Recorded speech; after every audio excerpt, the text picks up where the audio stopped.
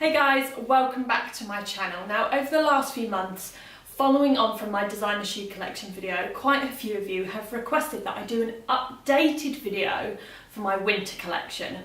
Now, as I am a bit of a shoe addict, I have quite a lot of shoes. So what I've decided to do is split them into categories, and today I'm going to share with you my designer boots collection for autumn winter. But before we get started, my neighbour has decided it is an excellent time to do some home, right on cue, some home DIY. So I'm going to apologise now. I've literally been trying to film this for an hour and it's just been drill, which is funny. But I will apologise now because there may be some drilling interludes throughout this video, so apologies. But we'll do our best to just breeze past this as normally as possible.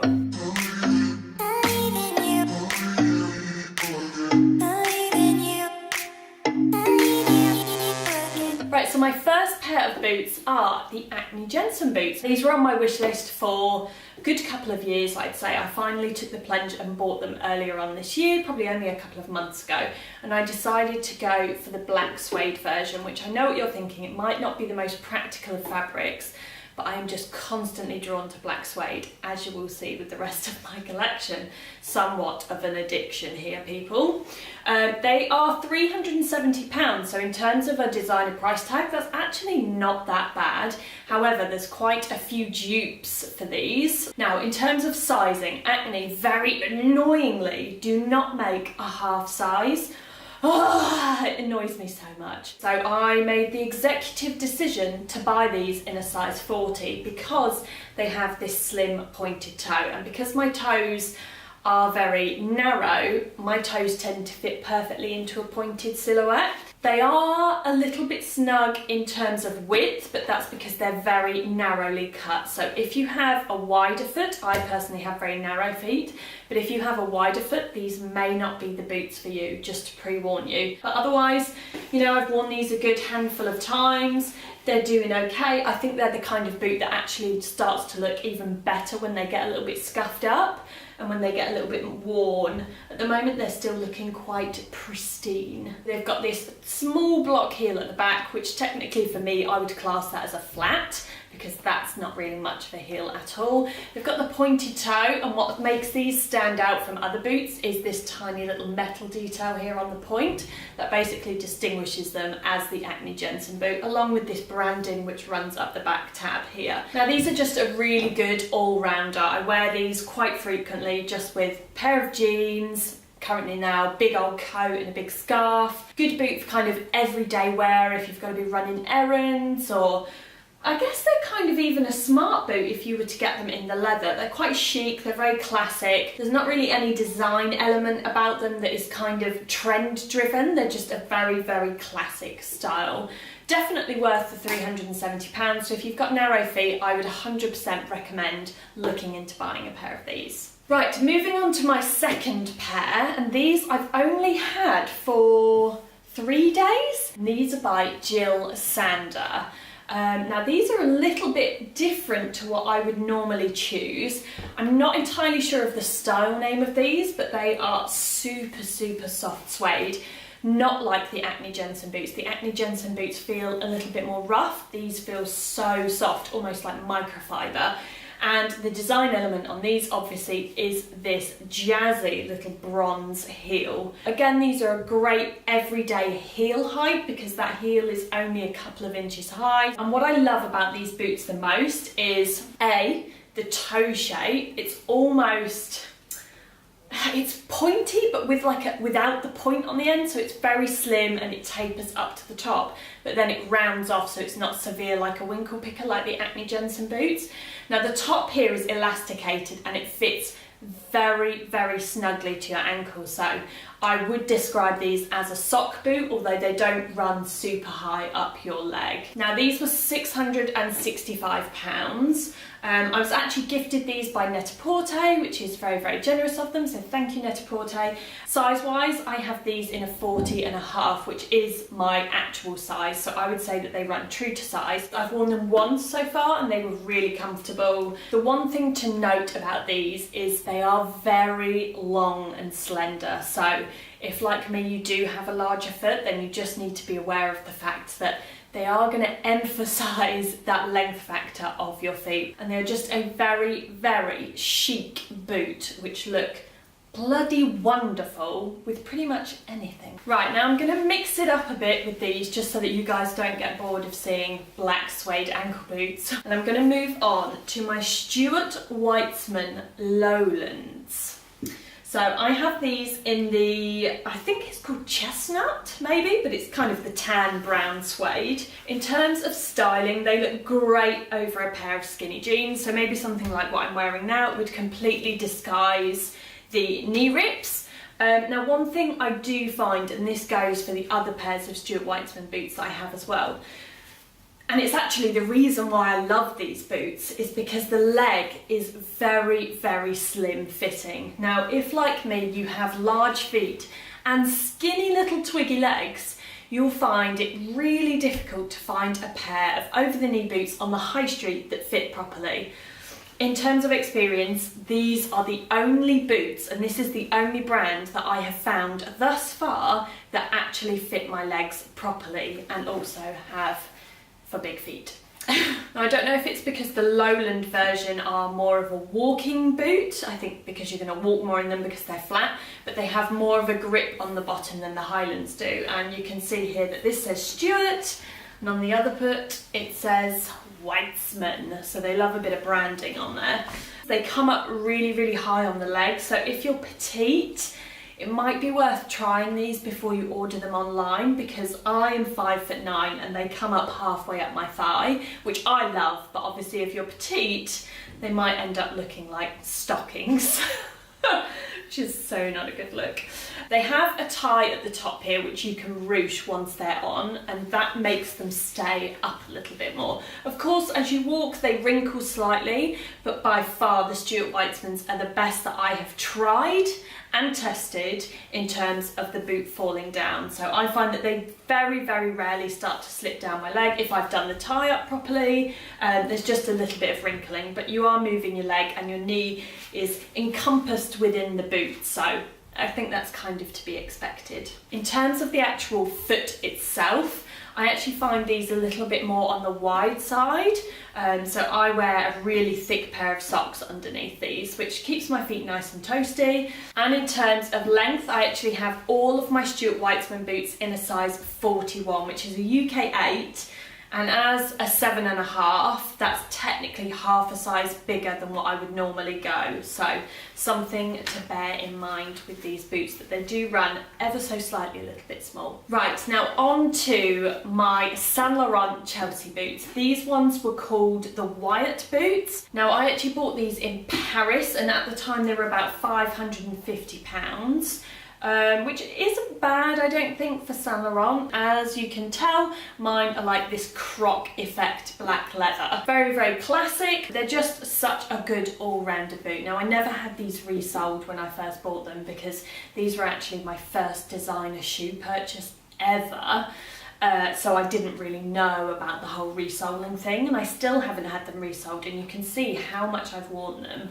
I literally cannot tell you how many times I've worn these, I've lost count, and the sole is actually standing up really, really well. Now Saint Laurent typically do run large, so these are a size 40, which is half a size smaller than I would normally go, and I can wear not a chunky pair of socks, but I can wear a slightly thicker pair of socks, or two really thin pairs of socks underneath in these as well. So just bear that in mind if you're ever looking at Saint Laurent as a brand for shoes. Now this is the one and only pair, well, not even pair, this is the one and only item I've ever bought from Tod's. I actually bought these in the Matches sale earlier on this year. Sorry, there's dog hair, there'll always be dog hair. And I think I bought these for about £255, which I thought at the time was an absolute bargain. Still believe it's a bargain, because they're such a nice classic pair of boots. Again, they're suede because I love suede and I just can't help myself, but they've got this really nice gold buckle detail on here, and you know I love my gold jewellery, my gold hardware. Slightly different toe shape to what I would normally go to. I normally favour a pointed toe. These ones are slightly more of a squared toe. They're super comfortable. They've got a nice padded insole. The rubber sole I actually quite like as opposed to the leather sole, because with most leather soles you have to get them resoled, and when you first wear them, if you haven't had them resoled and you wear them perhaps somewhere on wet or a shiny surface, you will literally go flying because they're so slippy. But yeah, really good versatile boot. Definitely a thumbs up for Tod's, just having tried this one pair, so it's 100% a brand that I would probably look to in the future when looking at new boots. Okay, I'm going to come back, I just literally flicked that in my own eye. I'm going to come back to Stuart Weitzman again, and this time I have the Highlands. Now these are the light grey colour, but I also have them in black. Now I've had both of these for probably a year, and then a year and 6 months for the black ones. They are just beautiful boots, and as I explained earlier about the Lowlands, these are the only boots that I can find that will fit my skinny little legs and the size of my feet. I actually find they're quite narrow, which for me is really good because I have a narrow foot. However, if you have wider feet, then it might be worth trying these on before taking the plunge. I have never once had a blister from either pair of the Highlands that I have. Literally, they are the most comfortable boots. I have worn these quite a few times, so they do have quite a lot of longevity in the soles and in the heels. I think there can often be a bit of a pretty woman stigma about an over-the-knee boot, but Stuart Weitzman have done an incredible job of getting away from that stigma, because these boots have become an absolute classic. And while we're on the topic of Stuart Weitzman, I also have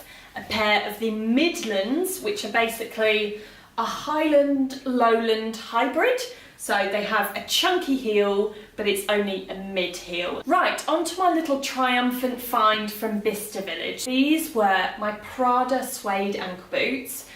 Yes, I know, why does she need another pair of suede ankle boots? Because I love them, and they are all ever so slightly different, okay? It's like girls that love red nail polish or red lipstick. They're all the same, but they're different. Same, but different. So I got these for £325, which is not bad really. For Prada, I think that would probably be 40% off, which is pretty good. And what I like about these is that the suede goes all the way down the heel. Now it's a nice little size 2.5-inch block heel. So they're very manageable, very easy to wear. They also have a really good grippy rubber sole. I actually sized down by half a size and got them in a size 40. Now they have the zip at the side here, so it's easy to put on. These ones fit just right. Like, I can tuck jeans into the top of them and they look just right, or if I were to wear them with bare legs, there's no gaping at either end of my ankle. And I'd say these are like my go-to all-rounder super classic boot. If I'm ever kind of in doubt of what to wear with an outfit, I'll more often than not tend to reach for these. Okay, Chloe Susanna's. Now, I did feature these in my last designer shoe collection video. They are just a really good all-rounder, which makes me very happy because they were £850. And as much as it pains me deeply inside that I spent that much money on a pair of boots, I also love them with all my heart because they are so beautiful. Yes, you jingle when you walk. Never mind that, it's fine. This is the noise of awesomeness. Yeah. They are incredibly comfortable. Never once have they given me a blister, never once have they rubbed, never once have my feet ached while wearing them. I actually wore these for 2 whole days while we walked around Boston. And I actually had a couple of girls come up to me and say, oh my God, are those the Chloe Susanna's? Were they worth the money? I was like, yes!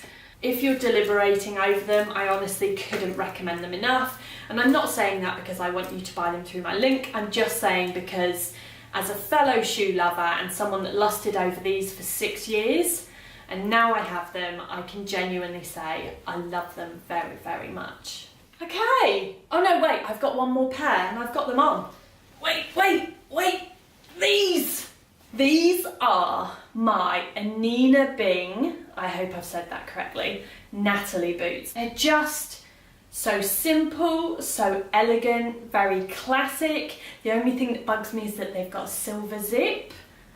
I obviously like my gold hardware, but the zip is on the inside, so it doesn't really faze me that much. Really nice, not super high, but also not super low, block chunky heel. The shape of this toe is just everything. Like, I love it so much. They are so comfortable. Now, these were gifted to me from Anine Bing, and I actually received them 4 days ago, I think it was, or they were waiting for me when we got back from Disneyland, and I ripped the box open and was like, literally put them on straight away with my pyjamas, which was a fetching look, might I add, and I fell in love with them instantly, and kind of wished that I'd bought them 8 months ago or however long it was. And I posted these in the first outfit that I ever wore them with on my Instagram, not yesterday, the day before, and loads of you commented about the boots and was like, where are the boots from, where are the boots from? Even though I tagged them as Anine Bing. But yes, you all went crazy for the boots, and rightly so. They are absolutely beautiful. Now, these are £380, which I know is quite pricey, but I think for such a classic style, they're going to be that kind of boot that is in your wardrobe for years and years. Now, in terms of sizing, again, they don't do half sizes, which is annoying because I'm a half size.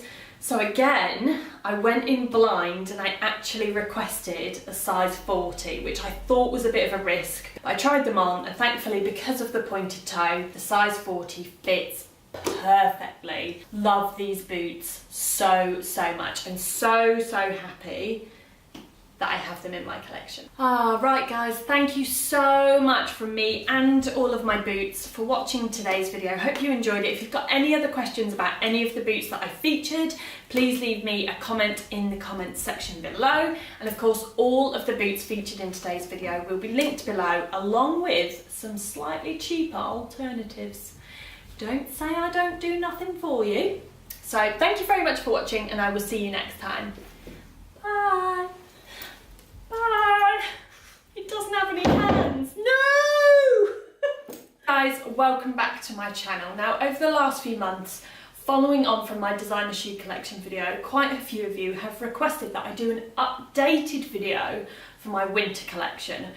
Now, as I am a bit of a shoe addict, I have quite a lot of shoes. So what I've decided to do is split them into categories, and today I'm going to share with you my designer boots collection for autumn winter. But before we get started, my neighbour has decided it is an excellent time to do some home, right on cue, some home DIY. So I'm going to apologise now. I've literally been trying to film this for an hour, and it's just been drill, which is funny. But I will apologise now because there may be some drilling interludes throughout this video, so apologies. But we'll do our best to just breeze past this as normally as possible.